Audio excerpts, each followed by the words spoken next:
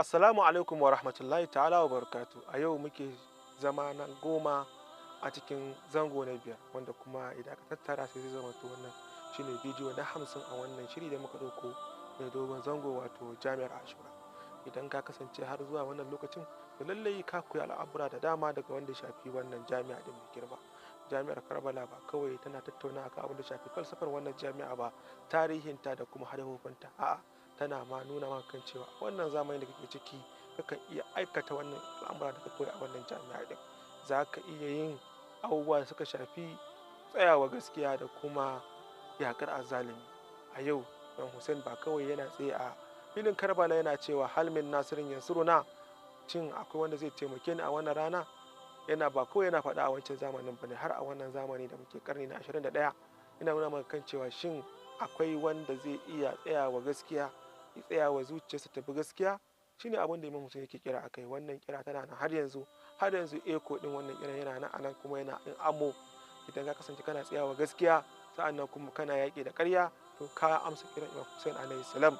Idan ya kasance kana zuwa ka tausayawa mai rauni, sa'annan kuma ka kai ka karbi tuban wanda ya tuba, to shi ma ka amsa kiran Imam Hussein.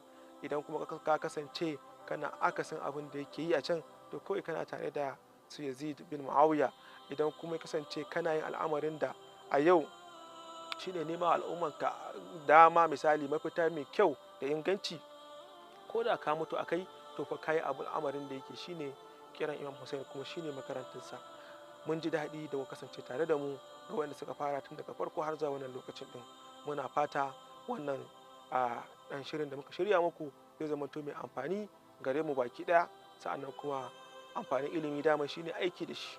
Mai ilimi shine wanda yake aiki da shi. Dan abin da muka koya a wannan darussa din yana da kyau a rayuwar mu ta yau da gobe, mu kasance muna aikata shi. Idan yau kaga wannan darasi din, misali da kai aka yi wannan zama din, to yana da kyau a ce daga yau ka ɗauki wa kanka kanta kai fa za ka tsaya wa gaskiya ne, ko da kuwa za ta ja maka komai. Wato in za ka faɗi gaskiya, komai ta ja maka ka biya, ta wani mawaƙi.